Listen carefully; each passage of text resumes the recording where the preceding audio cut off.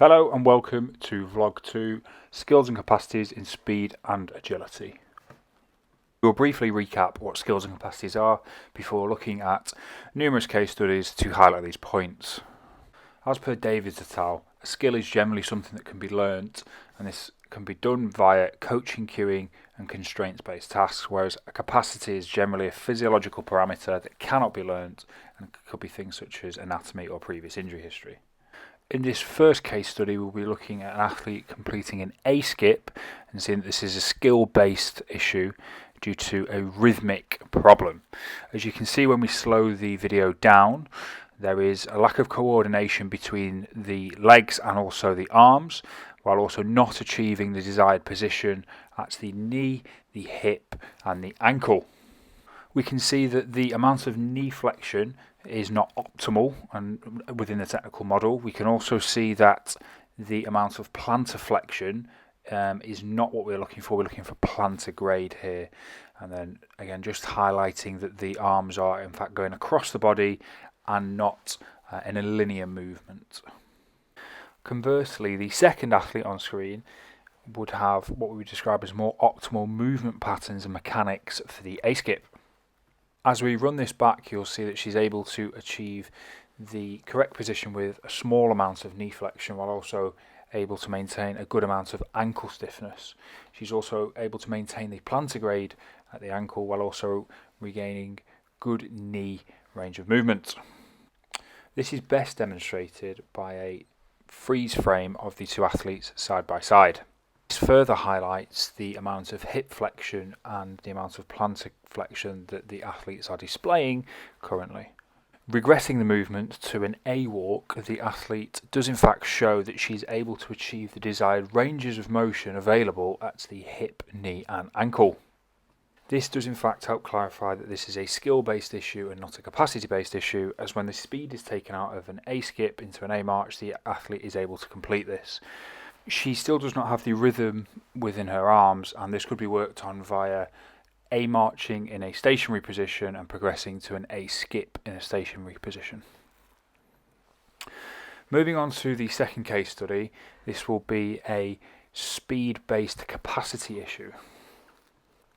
This is an athlete completing a half-pitch sprint, and as we slow the video down, you can see that she doesn't have the same amount of hip flexion range available on the right-hand side as she does to her left leg. This is better evidenced by two side-by-side photos here. You can see that the amount of knee flexion available due to the decrease in the amount of hip flexion is at a 20% deficit. The next stills do in fact show the amount of hip flexion that is available between the two legs. As you can see here, there is a deficit of around 30%. Guay, Jovanovic and Millet do in fact show that there is a relationship between the amount of hip flexion available and the amount of force that can be produced by the hamstrings. What this may mean is this athlete is exposing himself to a higher risk of injury. Furthermore, as we view the video again and slow the video down, you can see that the athlete's right foot is externally rotating a lot more than the athlete's left foot. Again, in this still photo, the red arrow shows the direction which the athlete's foot is pointing, and the yellow arrow shows where the athlete's foot should be pointing. We can see this is a large difference. On the left hand side, this angle is slightly smaller and therefore is less effective. I believe this is a direct result of the amount of hip flexion that is available. This still here shows that there is around a 20-degree difference in the amount of tibial rotation that is present. Excessive tibial rotation can expose an athlete to higher grade ACL injuries. Further testing was done to justify that this is a capacity-based issue, and this was done via screening the athlete's hips. As you can see here, the athlete has a reduction in the amount of internal rotation available at the femur and also the amount of hip flexion available to the right side. In contrast, the left hip does in fact demonstrate good ranges of internal, external rotation and also hip flexion. As per KD, Powis and Hopgood, the modified Thomas test is a reliable way to measure the amount of hip flexion available. As you can see between these two stills that there is around a 15-degree difference between the two legs. Manual therapy and mobility should be used to attain the range before strengthening within the range that is now become available. Next, we will see an athlete who has a skill-based issue during a change of direction drill.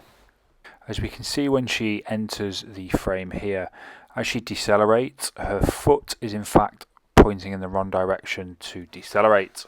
As we roll the video on, you can also see that the athlete's left foot does not reach the desired angle for change of direction. However, the right foot is more of concern, as this is exposing her right ankle to potential syndesmosis injuries due to it getting stuck within the turf. There is also a small amount of force being produced here as she lifts her foot up to push off. However, this would be more of a capacity-based issue. As we can see from this frontal angle, it further demonstrates that this is a skill-based issue. As we run it through, you can see that the athlete is unable to maintain the correct separation in regards to the alignment of her legs during the deceleration phase. Her right foot will also start to swing around and her feet almost end up in a tightrope position, which is not optimal in terms of balance or further change of direction. To help this athlete with the change of direction mechanics, what can be done is drills can be devised where we break down the movement in regards to the 180 turn. This can be done by decreasing the angle that the athlete has to turn initially. As you can see here, this is initially done at around a 45-degree angle, while also maintaining the correct technical model as per the National Strength and Conditioning Association. The next progression of this movement would be to increase the distance that the athlete has to travel before making the turn. Again, once the athlete has completed the 45-degree angle, we can then move on to a 90-degree angle, but again from a short distance. This again teaches the athlete in regards to the correct mechanics in regards to where their feet should be when completing such drill. Once the athlete has mastered the technique of the shorter distance at 90 degrees, again progressing them onto a longer distance before completing the skill is the next natural progression. Again, this increasing distance can in fact put some strain onto the quad, so if there's any capacity based issues here, it's just something to be aware of. The next drill involves the athlete moving past 90 degrees and in fact starting to come back on themselves. This is the drill that closely mimics the 180 degree turn. By this point, the athlete should be able to demonstrate the correct rhythm and timing for both upper and lower extremities as we are nearing the 180 degree turn. Naturally, the progression from the shorter distance would again be to progress to a longer distance before the athlete has to decelerate and come back on themselves. Now we've completed the change direction at varying different degrees. We are now going to complete the 180 degree turn, but again at a shorter distance. We are looking for the foot to be side on to the body, an angle of around 180 degrees, so that they can therefore absorb the force and then also produce the force with the push off. In conjunction with these change of direction drills, exercises such as skater hops and lateral bounds can be used to help emphasize the foot position and the push off that we are looking for with the 180 degree turn. Video feedback can also be a useful tool for an athlete when looking to try and change or teach a skill that they are trying to complete. Finally, we'll look at a capacity based issue within a change of direction drill. We are going to be focusing on the athlete's right foot as a capacity based issue. As we slow this video down and they enter the frame, you can see that in fact deceleration mechanics are pretty good. The right foot is side on and parallel to the body, and as the left foot comes into frame again, it is also side on and parallel to the body. What does not happen though is that when they push off, the right foot does not pick up and change direction. When we view the opposite foot, we do in fact see that they are able to perform the correct technique, and therefore this is not a skill-based issue. As we slow this video down, again they show they can demonstrate the correct mechanics with the right foot, and they do in fact demonstrate now that they can produce the pick-up with the left foot prior to pushing off. Other testing such as force plates, isokinetic dynamometry and isometric testing would be of benefit here, as would the hip assessment as seen previously. When completing the drill at a shorter distance prior to the 180 degree turn, the athlete does in fact show that they are able to complete the task with the correct mechanics. As the forces being produced here are smaller, this would further demonstrate that this is a capacity based issue at the hip. This athlete does in fact demonstrate both skill and capacity based issues. However, the capacity based issue is the one that is the most prevalent one currently.